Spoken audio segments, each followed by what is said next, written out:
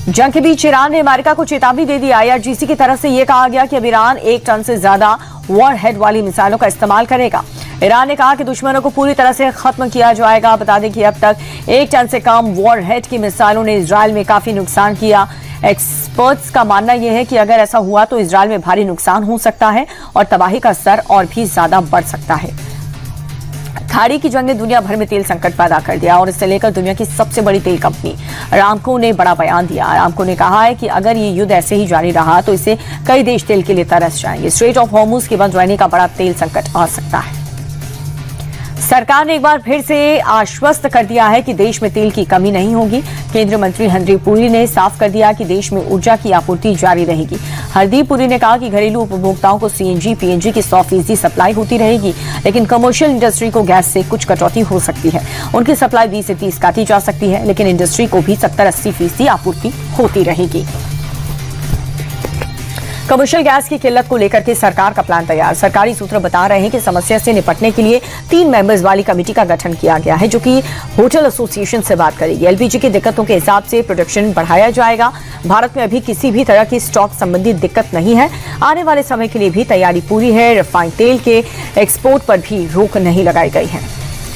America, Israel और Iran के बीच छिड़ी भीषण जंग का असर भारत में तेल और गैस आपूर्ति पर पड़ रहा है। कमर्शियल गैस की भारी किल्लत हो रही है और इस बीच घरेलू गैस की आपूर्ति सुनिश्चित करने के लिए सरकार ने आपातकालीन प्रावधानों के तहत एसेंशियल कमोडिटीज एक्ट लागू कर दिया है। सरकार ने प्राकृतिक गैस की आपूर्ति को प्राथमिक सेक्टर्स के हिसाब से निर्धारित करने के आदेश दिए, ताकि घरेलू और आवश्यक क्षेत्र को पर्याप्त मात्रा में गैस मिले और संकट के प्रभाव को कम किया जा सके। कांग्रेस ने कमर्शियल गैस सिलेंडर आपूर्ति पर रोक और घरेलू एलपीजी के दाम में इजाफे के खिलाफ बेंगलुरु में प्रोटेस्ट किया। यूथ कांग्रेस कार्यकर्ताओं ने सरकार के खिलाफ नारेबाजी कर विरोध जताया। यूथ कांग्रेस के कार्यकर्ताओं ने पोस्टर लहराया। कई कार्यकर्ता सड़क पर ईंट की मदद से चूल्हा जलाते हुए दिखे। प्रोटेस्ट की वजह से सड़क पर ट्रैफिक भी प्रभावित रहा। मोदी कैबिनेट की बैठक में 6 बड़े फैसलों को मंजूरी मिली है। जल जीवन मिशन 2.0 पर सरकार ने मुहर लगा दी है। जल जीवन मिशन को दिसंबर 2028 तक बढ़ाने का फैसला किया गया और इसके तहत 12.6 करोड़ ग्रामीण घरों को नल कनेक्शन देने का लक्ष्य रखा गया है। चुनाव से पहले तमिलनाडु को भी एक बड़ा तोहफा मिला। मदुरई एयरपोर्ट को इंटरनेशनल बनाने का फैसला लिया गया। मदुरई से अब दुबई, अबू धाबी के लिए उड़ान शुरू हो जाएगी। मिडिल ईस्ट में चल रही जंग पर प्रधानमंत्री मोदी की पूरी नजर है। प्रधानमंत्री की पूरी कोशिश ये है कि इस जंग से भारत प्रभावित न हो। कैबिनेट मीटिंग में प्रधानमंत्री ने मंत्रियों को इस बात का निर्देश दिया कि जंग का असर देश के आम आदमी पर न पड़े और इसके लिए प्रधानमंत्री ने सरकार के सभी मंत्रालयों से मिलकर के काम करने के लिए कहा। प्रधानमंत्री ने कहा कि हमें हर संभावित चुनौतियों से निपटने के लिए पहले से तैयारी रखनी चाहिए। प्रधानमंत्री मोदी का फोकस मिशन साउथ पर है। कल प्रधानमंत्री केरल और तमिलनाडु के दौरे पर रहेंगे और सबसे पहले वो केरल के एर्नाकुलम जाएंगे, जहां पर 10,800 करोड़ की विकास परियोजनाओं का लोकार्पण और शिलान्यास करेंगे। एर्नाकुलम के बाद प्रधानमंत्री तमिलनाडु के तिरुचिरापल्ली पहुंचेंगे और यहां पर 5,650 करोड़ की विकास परियोजनाओं की सौगात देंगे। दोनों ही राज्य में इसी साल चुनाव होने हैं और ऐसे में प्रधानमंत्री का दौरा बेहद अहम है। पश्चिम बंगाल चुनाव से पहले एसआईआर पर सियासत गर्माती हुई नजर आ रही है और इस बीच ममता बनर्जी ने 5 दिन से जारी अपने धरने को खत्म कर दिया। सुप्रीम कोर्ट के ट्रिब्यूनल के गठन के फैसले पर ममता सहमत नजर आई। बता दें कि बीते शुक्रवार से ही ममता बनर्जी धरने पर थी। एसआईआर में गड़बड़ी के आरोपों को लेकर के बंगाल की सीएम हमलावर है। बंगाल जीतने के लिए बीजेपी की तैयारी जारी है। कल बंगाल में बीजेपी कोर ग्रुप की बैठक होगी और इसमें बीजेपी चीफ नितिन नवीन और गृह मंत्री अमित शाह शामिल होंगे। दोपहर 3 बजे से ये बैठक शुरू होगी, जिसमें आने वाले चुनाव में बूथ को मजबूत करने पर चर्चा होगी। पार्टी कार्यकर्ताओं को जीत का मंत्र भी दिया जाएगा। जम्मू कश्मीर के नौशेरा में एलओसी के पास एक पाकिस्तानी आतंकवादी मारा गया। सुरक्षा बलों ने खुफिया जानकारी के आधार पर घुसपैठ की कोशिश को नाकाम किया।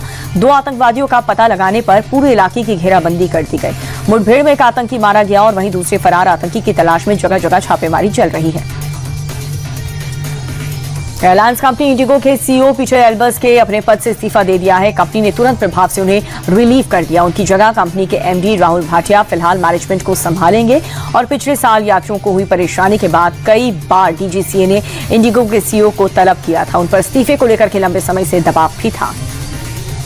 मौलाना सलीम की एक और भड़काऊ तकरीर सामने आई है, जिसमें उसने मुसलमानों से यूपी में धरना प्रदर्शन करने की अपील की। मौलाना ये कह रहा है कि अगर लोग सड़क पर होंगे तो यूपी की अर्थव्यवस्था गिर जाएगी और विदेश निवेश नहीं जाएगी। कुल मिलाकर के मौलाना ने यूपी के मुसलमानों से विकास रोकने के लिए प्रदर्शन करने की अपील की है। मुंबई में एक मेडिकल स्टूडेंट ने फांसी का फंदा लगा करके जान दे दी। सुसाइड नोट में उसने लिखा कि बॉयफ्रेंड उसके कैरेक्टर पर शक करता था और इसी की वजह से दोनों के बीच लड़ाई रहती थी। मुस्लिम बॉयफ्रेंड होने के कारण दोस्त उसे श्रद्धा वालकर से कंपेयर करते थे और एक दिन तू भी फ्रिज में ही मिलेगी जैसे कमेंट्स करते थे। इन सब से तंग आकर के लड़की ने सुसाइड कर लिया है। पुलिस पूरे मामले की तफ्तीश में जुटी हुई है। तेलंगाना के मेचल में रफ्तार का कहर देखने को मिला है। जवाहर नगर इलाके में एक तेज रफ्तार कार पेड़ से टकरा गई। पास में खड़े 2 युवक भी इसकी चपेट में आ गए। हादसे में दोनों लोग घायल हो गए हैं, जिनमें एक की हालत गंभीर है। दोनों युवक सफाई कर्मी बताए जा रहे हैं। फिलहाल पुलिस सीसीटीवी के आधार पर इस पूरे मामले की जांच कर रही है। महाराष्ट्र के बीड़ में बीच सड़क पर अजीब हादसा हो गया। यहाँ पर एक ऑटो रिक्शा का टायर अचानक से फट गया, जिसके बाद रिक्शा डिसबैलेंस हो गया और इस रिक्शा ने सड़क पर 2 से 3 गाड़ियों को टक्कर मार दी, जिसमें कुछ लोग घायल हो गए। फिलहाल पुलिस सीसीटीवी के आधार पर इस पूरे मामले की जांच कर रही है। घायलों को भी अस्पताल पहुंचाया जा रहा है।